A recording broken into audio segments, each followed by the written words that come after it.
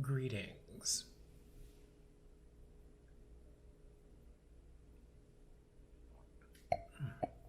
Totally kidding. This is Phoenix being a little silly. I want to talk about mindset. There's one for you. I haven't seen a video on mindset in a while, if at all.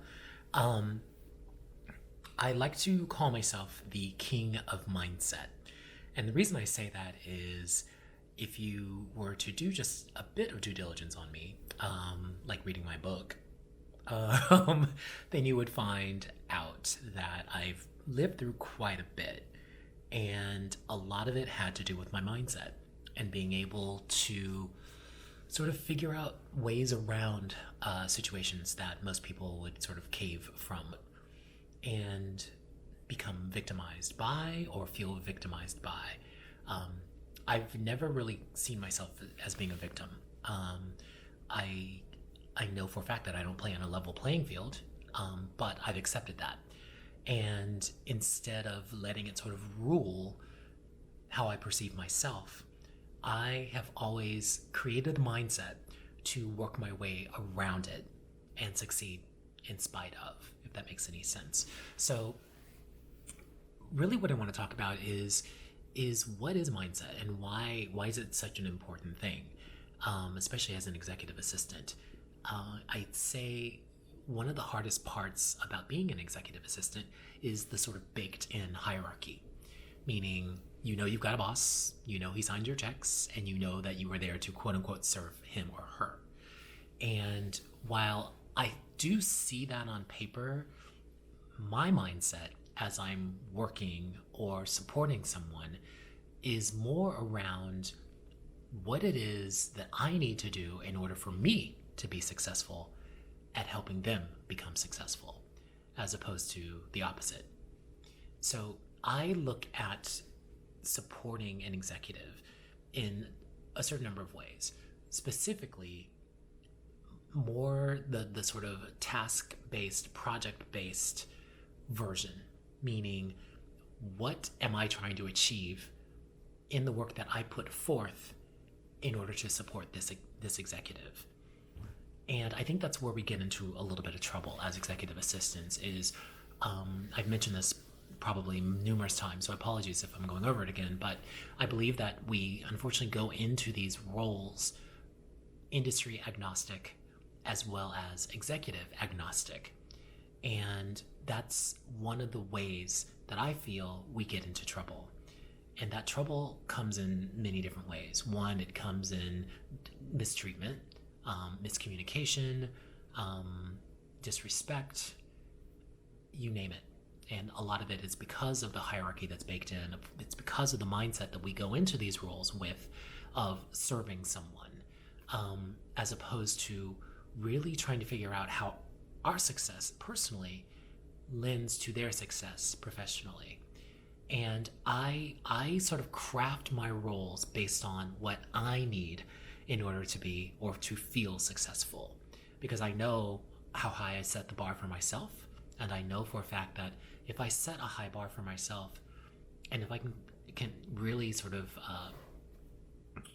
perform to a certain level, and really hit my markers and fulfill what it is that I see as my objectives, then I know for sure the person that I'm supporting is going to be successful. What they do sort of, from with what I give them and sort of the support that I give them, it's kind of up to them to sort of create their own success and to hit their own benchmarks and achieve their own objectives. But if I've done my job correctly, I've actually mapped my objectives to their objectives. And in order for them to achieve their objectives, I need to achieve my objectives. See what I'm getting at? So there's a mindset and also a strategy around being an executive assistant in the 21st century. And I think we get lost in all the cocktail parties and all the big ass conferences and all this other stuff. And we kind of forget that our success is really dependent on us. And if that is indeed the case, then that means we need to be a lot more thoughtful in the choices that we make. Choice of company, choice of executive to support. So the mindset that I teach when I go around the world teaching Tribe U classes is really to sort of take back your personal power, take back your choice, and your decision making, and really think through what it is that you're trying to achieve. This is why I push career planning so hard. It's because we don't plan beyond the now. We take these jobs, they're all paying six digits plus these days.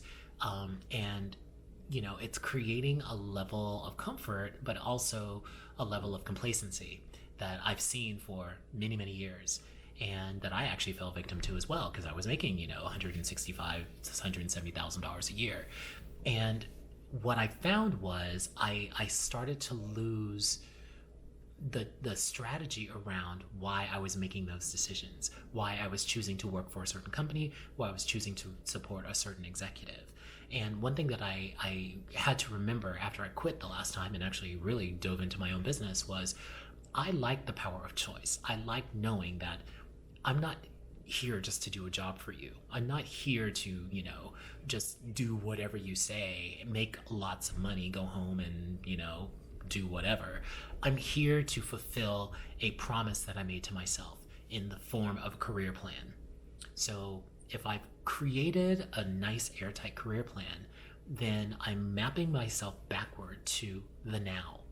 And what that now should include is, one, the mindset, of course, of being sort of my own small business owner and having my own small business that is in support of someone else's success. Meaning I look at my executives more as clients than as my boss. I look at the company as a much larger client as opposed to the person or the people who sign my paychecks and who give me benefits. I look at the entire sort of little ecosystem in such a way where I can pick it apart, but I can also remain empowered to really own my part in my own success, which hopefully adds to the success of the company as well as the people I support. That's my mindset. I don't go into jobs just to do a job. I don't go into jobs just to collect a fat check. Some people do. Do you. I don't really care. But, for me, I need something that lets me know that I'm moving forward in my career. I'm learning more and more every single day. My professional development, which is incredibly important to me, is continuing down the path towards something. And I may not know exactly what that something is, but I do know whether or not I'm moving forward in pursuit of that. That is where your career planning comes in handy. That is when you have these annual reviews and you talk through in specificity with your executive what it is that you plan to do the following year. That also helps them go to the board or go to whomever when they're trying to get, approved, hopefully a raise that is beyond the bell curve of the company for you specifically because of the work that you've done in the previous year, as well as what you say you're going to do in the next year. That's really helping them sort of have the conversation in a very democratic but also powerful way on your behalf, which is another thing that we always leave on the table is those reviews. It's super duper important to have the mindset of, okay, if I'm a fiscally conscious person, meaning the CFO, and I'm looking at, wow, I've got an executive assistant, a secretary that's making $150,000 a year. Someone's going to have to explain that to me. Like, how the hell, when I've got an engineer who's actually having a tangible effect on the company, put them side by side with an executive assistant that they still see as secretaries, by the way, making the same amount of money. Where's the ROI here?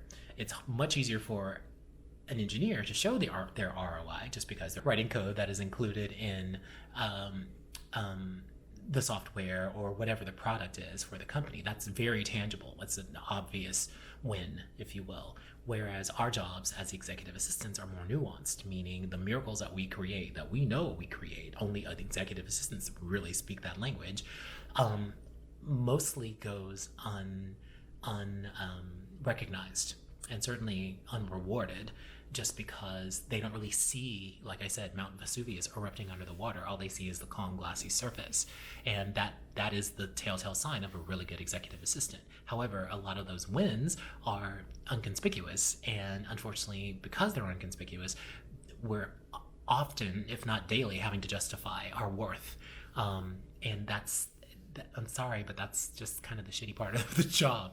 We will always have to do that. That's just the way that business is set up. And unfortunately, the perception is so ingrained in business society that we will pretty much never ever get rid of it. We'll come close, but the only way we're going to be able to do that is we're going to have to show up differently. And that's yet another reason why I bring up mindset.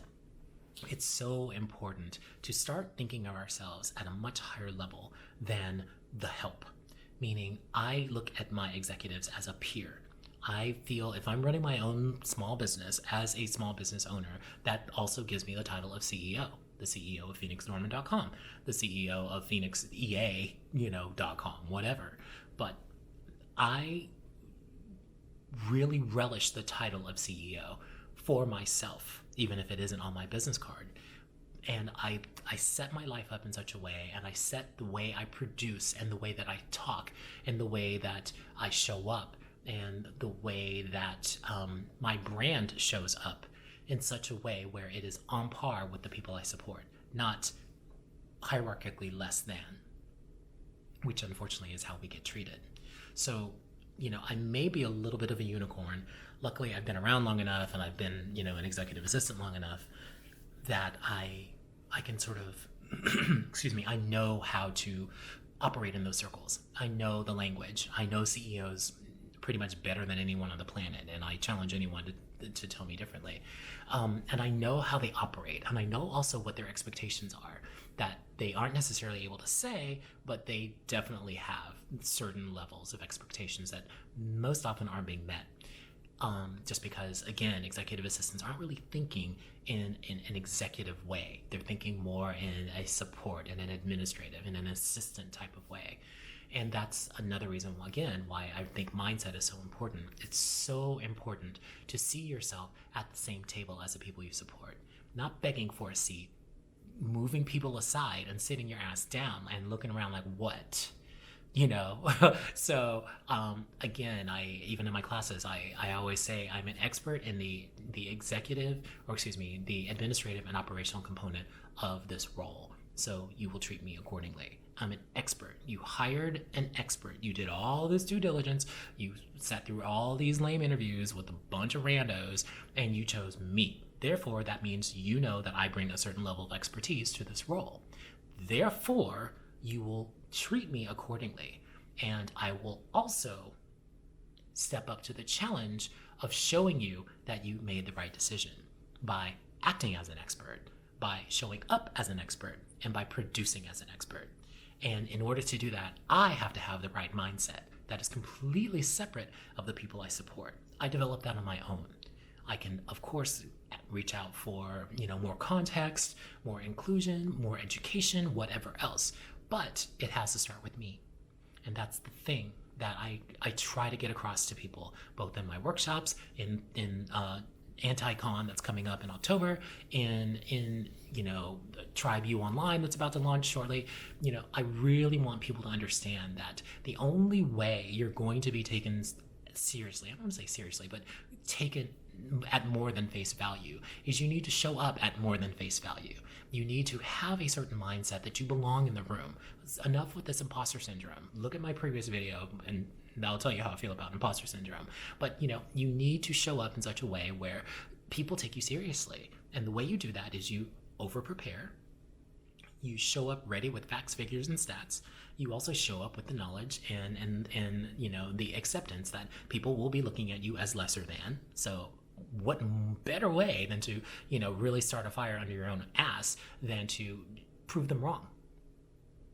Be able to answer the questions that nobody else in the room can answer. Make sure that you are just as prepared as the person that you are supporting. In fact, a little bit more prepared, maybe about 15-20% more prepared.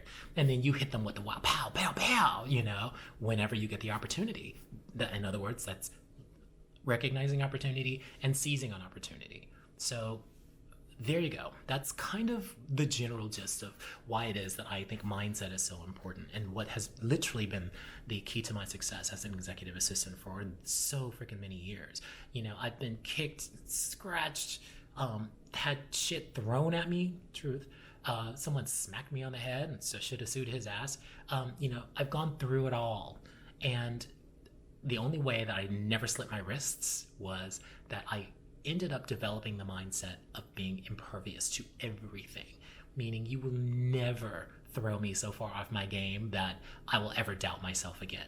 I may not be the very best at everything, but I'm damn good at pretty much everything. And if I, even at the things that I'm weakest at, I can research the shit out of it and pretty much figure it out. And because I was weak at it, I'm probably gonna like triple up on my knowledge about that particular subject, so that no longer will that be a check mark as, a weak box. So, I again think it's so important to understand what mindset is all about. And you can develop mindset and a strong mindset just simply by preparing, over preparing, I like to say, meaning really dive into what your responsibilities are, what your executive's responsibilities and objectives are, what your company goals are, KPIs, OKRs, all of it.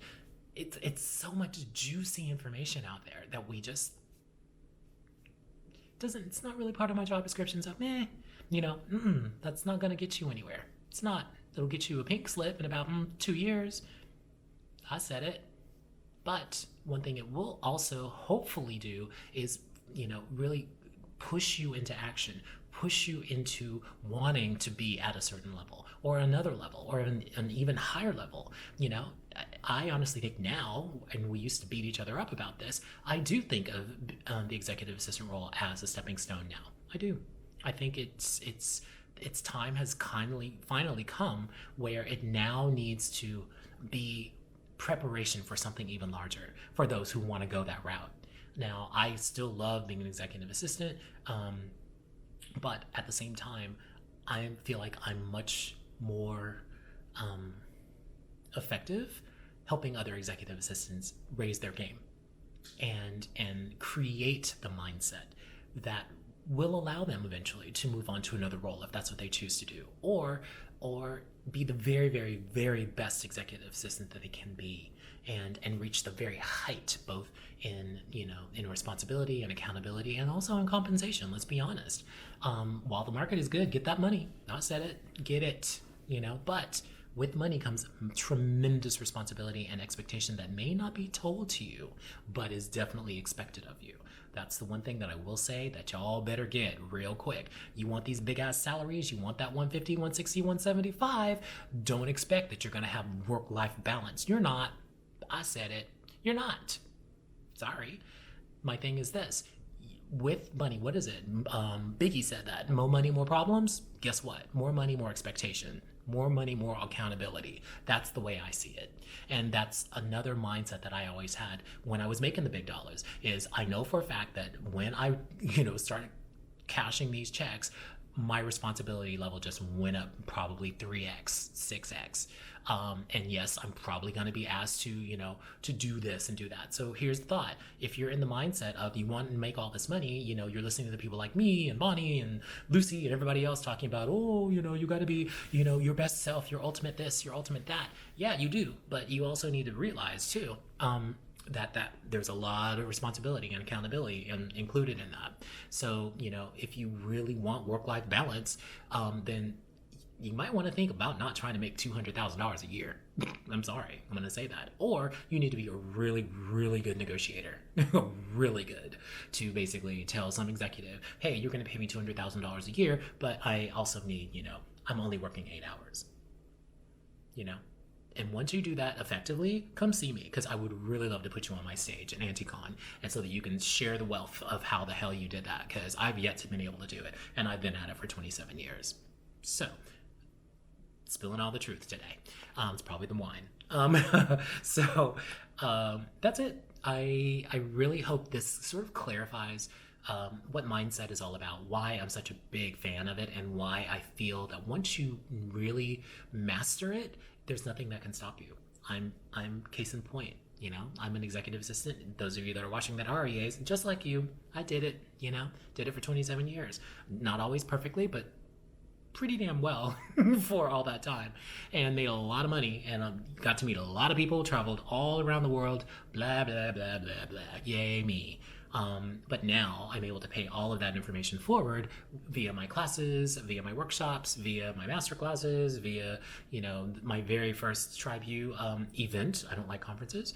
And here I am. So know that once you get your mind set together, or like I like to say, get your mind right, there's absolutely nothing you can't accomplish. But you have to put in the work. That's another reason why we've got David Goggins again.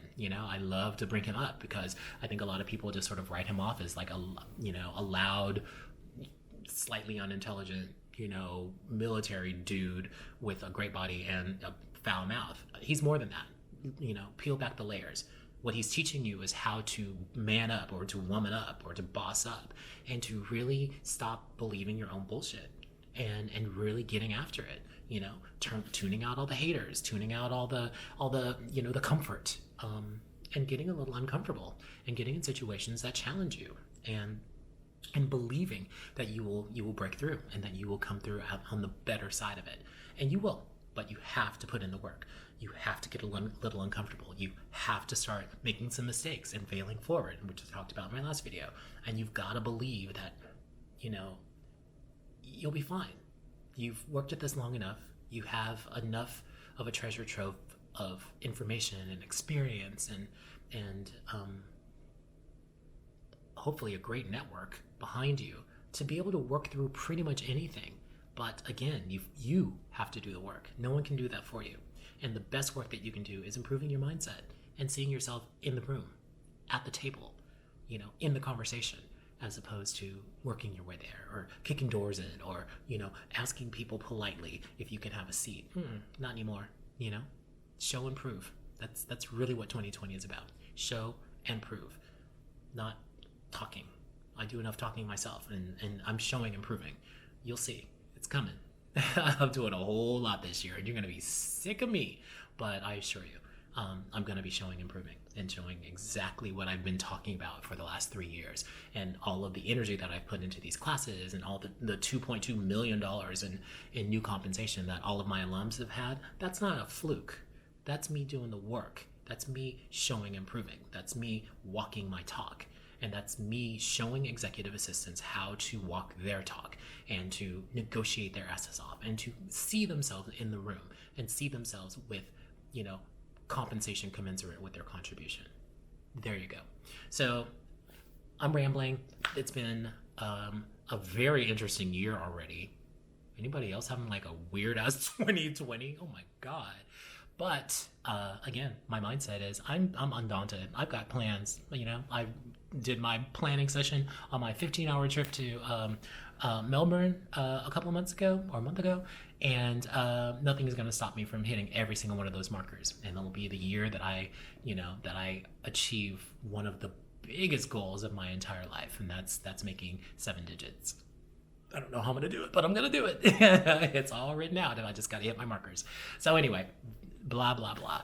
Have a wonderful evening. Thank you so much for listening. Thank you so much for all the reach outs. I love those random emails, by the way. Wow, my coaching business is like doubling. You guys are really apparently like my coaching style, which I thought I'd scare everybody away, but okay. So by all means, reach out on phoenixnorman.com if you'd like to have a one-on-one with me. Happy to oblige, but be prepared to work. I ain't got time. My time is so limited these days, so if I accept you, and trust me, I don't accept everybody, then by all means, let's do it. Like no effing around. And tribe, please, if you're interested in joining my tribe, if you can sort of understand what I'm talking about, by all means reach out to me, because I'm happy to include you in my private tribe. We're a wonderful group. We're 13 countries now, 13 countries deep, and I've got chapters, my Australia chapter and my New Zealand chapter, and soon Brazil. I'm so excited. And working on finding chapter chairs for France and the UK. Hello. And I'll actually be over there teaching workshops soon. So by all means, if you're interested in potentially becoming a chapter chair for Tribe, and trust me, huge benefits, then reach out to me. And definitely the only way you're going to be able to do that is you got to come to my workshops. So I'm having those workshops. I think April 25th is in London and May 2nd is Paris. So please register, and I will meet you at the table. So thank you all, and I'll be in contact again soon. Meanwhile, I'm going back to this good wine right here, okay? Because this is delicious. Italian. Bye, guys.